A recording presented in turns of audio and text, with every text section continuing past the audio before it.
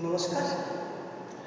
আমরা আজকে মূলত দু একটা ব্রিদিং এক্সারসাইজ দেখাবো, যেটা আমরা শ্বাসের সমস্যায় অনেকেই কিংবা যে কোনো আসন এক্সারসাইজ করবার আগে আমাদের ব্রিদিংটাকে ঠিক করার করতে হবে। আমরা খুব সহজে দু চারখানা ব্রিদিং এক্সারসাইজ করছি, যেটা যে কেউ করতে পারে, যেটা কোনো অসুবিধা নেই। ঠিক আছে, প্রথম হচ্ছে deep breathing hands up plus হাতটাকে মুঠো করে করতে পারে, পা জোড়া করছি। ব্যালেন্সে যাদের সমস্যা আছে তারা পা একটু ফাঁকা করেও করতে পারে। শ্বাস নেব, সঙ্গে হাতটাকে তুলছে,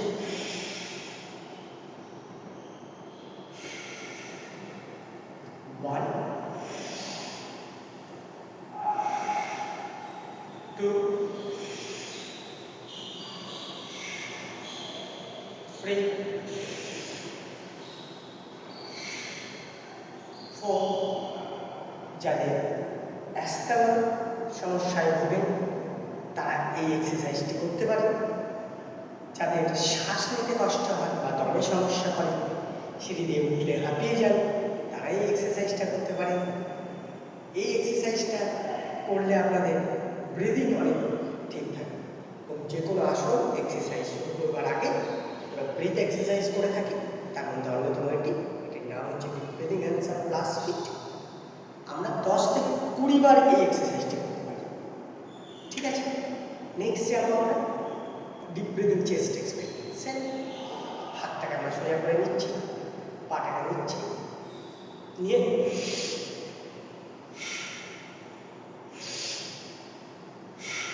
সবটাই কিন্তু শ্বাস জোরে নিচ্ছি আমরা, লাংস করে পুরোটা ছেড়ে দিচ্ছি। আমরা এটাও 20 বার করতে পারি।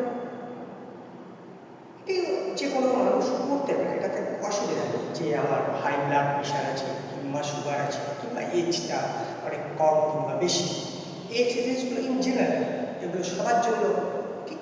একান্ত যদি কারোর অসুবিধা হয়, এক্সারসাইজগুলোকে দাঁড়িয়ে থাকতে প্রচণ্ড ব্যথা হচ্ছে, হাতে সমস্যা হচ্ছে, তাহলে কী করবো? তখন চেয়ার নিয়ে আমরা বসে করতে পারি। সেম এক্সারসাইজ আমরা বসে চেয়ার করতে পারি। আরেকটা আমি দেখিয়ে দিই, আপার বডি টুইস্ট কিংবা ইন্টারডোর্সাল ব্রিদিংও করা যেতে পারে। আমরা ইন্টারডোর্সাল ব্রিদিংটা দেখিয়ে দিই, এটা আরও সুন্দর। হাতটাকে চেস্টের মধ্যে নিচ্ছি, নিয়ে কী করছি? আমরা ব্রিথ নিচ্ছি।